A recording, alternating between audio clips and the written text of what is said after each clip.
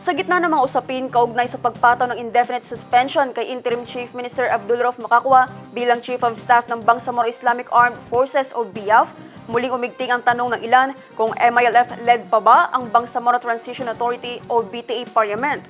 Ayon kay Integrated Bar of the Philippines Cotabato Chapter Vice President Attorney Baydona Dilangalen, magkaiba ang posisyon ni Makakwa bilang Chief of Staff ng BIAF at bilang Interim Chief Minister ng BARMM. Ayon sa abogado, mananatiling MILF-led ang BARM at lehitimo pa rin ang panunungkulan ng kasalukuyang Interim Chief Minister. Ang News Now sa report. Kasunod naman naging kaganapan sa loob ng Moro Islamic Liberation Front o MILF, kabilang ang pagpapataw ng indefinite suspension kay Interim Chief Minister Abdulrauf Makakwa bilang Chief of Staff ng BIAF, lumitaw ang mga katanungan kung nananatili pa bang MILF-led ang Bangsamoro Transition Authority. Ayon kay Integrated Bar of the Philippines Cotabato Chapter Vice President Attorney Baydona Dilangalen, magkaiba ang posisyon ni Makakwa bilang Chief of Staff ng BIAF at bilang Interim Chief Minister ng BARM. Because for one, yung pagiging Chief of Staff of the BF niya is coming from the appointing authority of the MILF. His being an Interim Chief Minister is coming from the appointing power of the President of the Philippines, no less than Ferdinand Marcos Jr.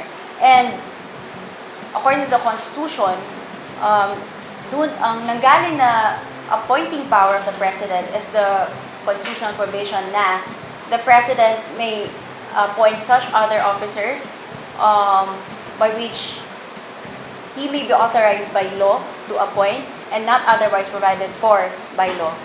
So, definitely, his appointment as the interim chief minister is definitely legitimate, and just because he's on indefinite suspension by the MILF as the chief of staff of the BIAF does not negate the fact of his legitimacy. Ipinaliwanag ni Dilangalen na ang kapangyarihang magtalaga ng Interim Chief Minister ay eksklusibeng prerogative ng Pangulo alinsunod sa konstitusyon at sa mga probisyon ng Bangsamoro Organic Law. Dagdag pa niya na malinaw sa Bangsamoro Organic Law na dapat manatiling MILF-led ang transition government. The answer for me, yes, the Bangsamoro Transition Authority now is still MILF-led because what's provided in the transitory provision of the Bangsamoro Organic Law is that it shall be MILF-led, but it does not expressly define if it's a numerical representation or if there's a fixed numerical representation for as long as it is MILF-led, meaning yung leadership. And right now, the Interim Chief Minister Makakwa is not, or he's not expelled as member of the MILF. In fact, he's still a recognized senior MILF member. So, still legitimate pa din siya and still considered MILF-led pa din ang Bangsamoro Transition Authority. Ayon kay Dilangalen, hindi rin malinaw sa batas kung ang terminong MILF-led ay tumutukoy sa bilang ng mga miyembro o sa mismong liderato ng pamahalaan. Samantala, sa gitna ng mga panawagan ng ilang grupo na may balik sa pwesto si dating Interim Chief Minister Ahud Ibrahim, iginit ni Dilangalen na nasa Pangulo pa rin ang kapangyarihang magtanggal ng Chief Minister. The appointment of the Chief Minister is in the hands of it's a exclusive prerogative of the President, subject to the, of course, provisions in the Bangsamoro Organic Law na it has to be MILF-led, meaning the leadership. So, sa Chief Minister position, it's only the President who can remove that particular personality because that position entails confidence on the part of the President, meaning there should be trust and confidence between the two.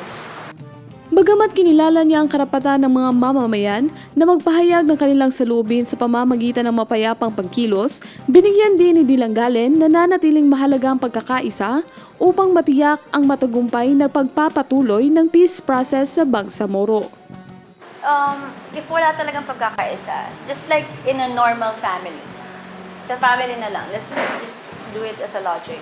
Family, pag hindi nagkakaisa isang bawat member ng isang pamilya, definitely nagkakawatak-watak, right? It's like, united we stand, divided we fall. And you know what, with what's happening right now, sino bang kawawa dito?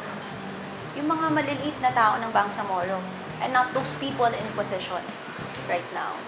And if we're really concerned to those, to the people of the Bangsamoro, especially those who have nasa laylayan, I think the leaders right now who are in position should rethink what's the real objective of this Bangsamoro Organic Law. Habang papalapit ang itinakdang parliamentary election sa Setyembre, naniniwala ang legal expert na mahalagang igalang ang proseso ng batas at ang maging pasya ng mga botante para sa kinabukasan ng Bangsamoro. Criza Chavez, iMites, Philippines.